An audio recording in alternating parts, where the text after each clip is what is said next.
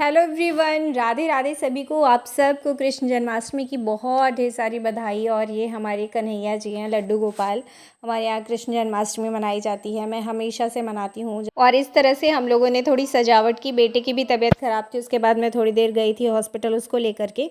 अभी यहाँ मैं बैठी हूँ। फिर ये रात का ये वीडियो है फ्रेंड्स। सुबह एक्चुअली 4:08 या समथिंग हो रहा था, मैं पढ़ने बैठ गई थी। एक्चुअली रिविज़न है ये। और मैं आपको ये बताना चाह रही हूँ कि अभी मैं रिविज़न स्टार्ट कर चुकी हूँ फ्रेंड्स। ये ल्यूसेंट की बुक है और मैंने पहले ही हाईलाइट कर चुका है। आप देख सकते हैं पहले से ही हाईलाइट है मेरी बुक। और अभी मैं रिवीजन करूँगी और मैंने टाइमर भी लगा दिया है, जैसे ये पता चले कितने समय में मेरा रिवीजन हो जाता है। और ये सुबह का टाइम है तो थोड़ा अच्छे से रिवीजन हो जाता है।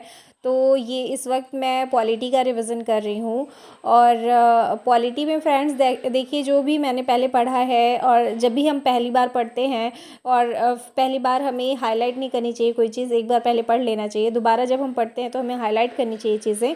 और जब हम थर्ड टाइम पढ़ते हैं या फिर दोबारा भी अगर आप पढ़ सकते हैं तो आप थोड़ा नोट्स बनाते चले बीच बीच में चीज़ों का, जो भी आपको लगता है कि आपका कुछ छूट रहा है या फिर आपको लर्न करना पड़ेगा इस चीज़ को, तो इस तरह से आप शॉर्ट नोट बनाते रहें। इससे एग्ज़ाम टाइम में ये सब काम आता है और कम समय में हमारा जल्दी से जल्दी रिवीजन हो जाता है। तो ऐसे ऐसे बीच बीच में मैं करके अपना शॉर्ट नोट भी बनाती जा रही थी। और जो पॉइंट्स मुझे लग रहे थे कि हाँ मैंने फ़र्स्ट टाइम छोड़ दिया है, इस पे ज़्यादा फोकस करना चाहिए, तो उस पॉइंट को भी मैं थोड़ा सा हाईलाइट कर लेती थी। तो इस तरह से मेरा पॉलिटी का लगभग एक शॉर्ट नोट भी बन गया था कई टॉपिक्स का। और मैक्सिमम टॉपिक मैंने रिवीजन भी कर लिया था सुबह के टाइम में। अभी शॉर्ट नोट को मैं जब एग्ज़ाम टाइम आएगा उस वक्त मैं रिवीजन कर लूँगी फ्रेंड्स, तो इससे कम समय में अच्छे से मेरा रिवीजन भी हो जाएगा और मैक्सिमम चीज़ों को मैं कवर भी कर पाऊँगी। तो आप भी ऐसा कर सकते हैं। पढ़ाई करते वक्त बीच बीच में थोड़ा ब्रेक लेना ज़रूरी होता है, इससे हमारा माइंड रिफ़्रेश हो जाता है और मैक्सिमम चीज़ें हम गेन कर पाते हैं। और फ्रेंड्स, आपने मुझसे पूछा था लाइव क्लास में कि हमें पॉलिटी में क्या क्या चीज़ें कवर करनी चाहिए, कौन कौन से टॉपिक को जो इम्पोर्टेंट हो वो मुझे बताइए जिसको मैं कवर करूं लास्ट टाइम में। तो पॉलिटी में सबसे ज़्यादा इम्पॉर्टेंट जो हमारी सिलेबस में दिया है वो मौलिक अधिकार, मौलिक कर्तव्य, डीपीएसपी यानी कि नीति निर्देशक तत्व, केंद्र शासित प्रदेश और सेंट्रल स्टेट रिलेशन, मतलब केंद्र राज्य संबंध के बारे में जितनी भी ये सब छोटे छोटे टॉपिक हैं। और एक है पंचायती व्यवस्था, और इसके बारे में आप ज़रूर पढ़ के जाइएगा। ये जो टॉपिक मैंने बोला है इसको ज़रूर पढ़िए फ्रेंड्स। आप इन सब के इम्पॉर्टेंट आर्टिकल्स और संविधान के जो भाग हैं, जो अनुसूचियां हैं, इन सब के बारे में एक ओवरऑल जो भी एक ओवरव्यू लीजिए। आप इसको ज़रूर देख करके जाइएगा। और आर्टिकल्स तो बहुत ज़्यादा हैं, उसमें जो भी इम्पोर्टेंट है, जो भी हमारे सिलेबस में दिया है, उन सारे टॉपिक के आर्टिकल्स को ज़रूर पढ़ के जाना है। और आप बहुत कम समय में पॉलिटी की चीज़ों को ख़त्म कर सकते हैं, बहुत कम समय में आप रिवीजन भी कर सकते हैं। और अगर आपने पहले कभी नहीं पढ़ा है तो आप आर्टिकल्स की और संविधान के भाग की, इन सब की, और राष्ट्रपति की किसी की शॉर्ट वीडियोस देख सकते हैं यूट्यूब पे, जो बहुत ज़्यादा बड़ी ना हो। और आप एक दो बार जल्दी से जल्दी देख लेंगे और अपनी नोट्स भी उठा करके या फिर किसी बुक से उठा करके देख लेंगे तो फटाफट हो जाएगा।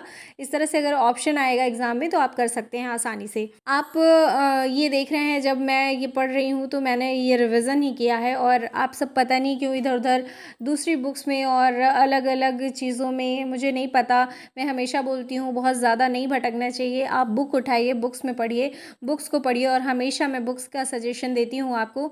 और ये जो ल्यूसेंट की बुक है बहुत अच्छी बुक है, हमारा एक जो वनडे एग्ज़ाम के लिए है, मतलब एक समराइज्ड वे में।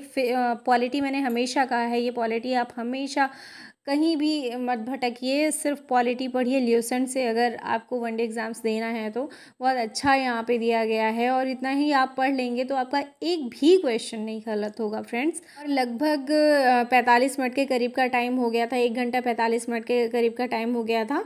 और मैंने पॉलिटी लगभग 50% ख़त्म कर दी थी। फ्रेंड्स, आपने मुझसे पूछा था डीआई के लिए भी कि डीआई कैसे करें, डीआई को कंप्लीट करने का कुछ तरीका बताइए, मैं कैसे कंप्लीट कर रही हूँ। तो डीआई में फ्रेंड्स मैंने आपको पहले भी बताया है कि कुछ टॉपिक जैसे परसेंटेज हुआ, एवरेज का तो आपको पता ही होगा एवरेज कैसे निकालते हैं, बहुत बेसिक सा एवरेज आना चाहिए।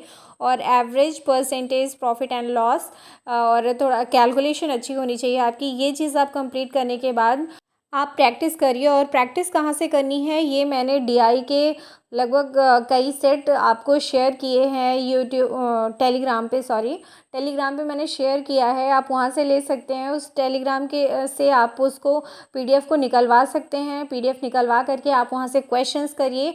और अगर आपने, यकीन मानिए, अगर आपने उतना क्वेश्चन कर लिया ना फ्रेंड्स, 50 सेट्स शायद है उसमें, जो भी है, आपने अगर उतना कर लिया तो आपको इधर उधर कहीं करने की ज़रूरत ही नहीं है। बाकी अगर आप करना चाहें तो टेस्ट सीरीज़ आप जब देते हैं, चाहे ऑनलाइन दे रहे हो चाहे ऑफलाइन दे रहे हो, उसमें डीआई के क्वेश्चंस होंगे तो आपके ईजिली सॉल्व हो जाएंगे। अगर आपने अभी भी नहीं किया है तो कम से कम उसके 30 सेट्स करिए और चेंज करके करिएगा। जैसे एक तरह के क्वेश्चंस अगर कई सेट में होंगे तो एक तरह के क्वेश्चंस बस दो चार करिएगा, उसके बाद नेक्स्ट सेट लीजिएगा जिसमें अलग अलग तरह के क्वेश्चंस मिल रहे हो आपको। तो इस तरह से आप करने के बाद अगर आपके पास टाइम बचता भी है तो आप जहाँ पे भी उस पॉइंट, जिस भी क्वेश्चन में आप फंस रहे होंगे, जिस भी कंसेप्ट में आप फंस रहे होंगे, जिस भी सेट में, आप उसको एक गोला बना लीजिए। आप वापस से उसको दूसरे तीसरे दिन वापस से करिएगा, वो आपका कंसेप्ट क्लियर हो कि ये क्वेश्चन कैसे लगता है। बाकी कैलकुलेशन पे आप हमेशा ध्यान दीजिएगा। जब भी आप क्वेश्चन करिए आप कैलकुलेशन पे ध्यान दीजिए कि आप कम समय में ज़्यादा क्वेश्चन कर सकें। ठीक है, तो आप डीआई वहाँ से कम्प्लीटली कर सकते हैं। इधर उधर से कहीं से भी कुछ करने की ज़रूरत ही नहीं है। और जीएस के लिए मैंने बताया, पॉलिटी में आप ल्यूसेंट पढ़ सकते हैं और क्या क्या टॉपिक पढ़ना है वो भी मैंने बता दिया। अगर आपने अभी तक नहीं पढ़ा है तो इन सब टॉपिक को ज़रूर पढ़ के जाइए। अभी मैं ये कर रही थी पॉलिटी में फेडरल सिस्टम, मतलब संघीय व्यवस्था।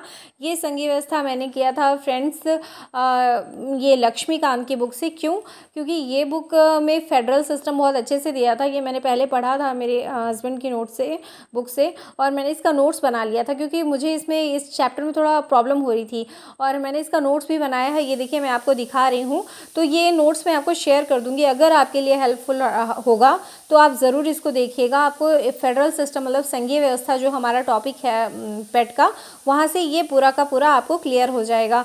बस एक पन्ने का 2 पेज का, मतलब ये टॉपिक है पूरा, और कंप्लीट हो जाएगा, फटाफट कंप्लीट हो जाएगा और आपका कंसेप्ट डिक्लेयर हो जाएगा। ठीक है, इसमें चीज़ें मैंने फेडरल सिस्टम की यहाँ से शॉर्ट नोट बना करके लिख दी है, बहुत अच्छे से आपको समझ में आ जाए मे बी। और फिर उसके बाद मैंने थोड़ी देर हिस्ट्री भी रिवीजन किया। जो मैंने बताया था आपको, पूर्वावलोकन से मैं कर रही हूँ, तो मैंने पहले पढ़ा है, वहाँ से क्वेश्चन ही सिर्फ कर रही हूँ। बाकी चीज़ें तो मैंने ल्यूसेंट से करी ही हैं। तो ल्यूसेंट से करने के बाद जो भी चीज़ें रहती हैं, जो भी टॉपिक दिए गए हैं पेट में बहुत अच्छे से क्लियर, उन्हीं टॉपिक को मैं उठाती हूँ पूर्वालोकन से और करती हूँ। और सुबह हो गया था तो मैं थोड़ी देर छत पे बैठ गई थी और बहुत अच्छा मौसम था आज के दिन का। कुछ क्वेश्चंस पूर्वावलोकन से करने के बाद मैं इस वक्त ल्यूसेंट से हिस्ट्री ही पढ़ रही हूँ फ्रेंड्स। एंशियंट हिस्ट्री मैं रिवीजन कर रही हूँ, और आप चाहें तो आप भी मेरे साथ इस रिवीजन सीरीज़ में शामिल हो सकते हैं। और आप को मैं छोटी छोटी वीडियोस बना के 2-2.5 मिनट के दूंगी, और उसमें मैं दिखाऊंगी क्या क्या पॉइंट्स मैंने आज कंप्लीट किए हैं, और आप कम समय में क्या क्या पॉइंट्स कहाँ से कंप्लीट कर सकते हैं। हिस्ट्री, पॉलिटी, डीआई और करंट अफेयर आज के दिन मैंने पूरे दिन भर में किया है। और आप भी जुड़िए और अच्छी अच्छी वीडियोस देख करके थोड़े मिनट में खुद को मोटिवेट करिए और खुद भी पढ़ाई करिए। धन्यवाद।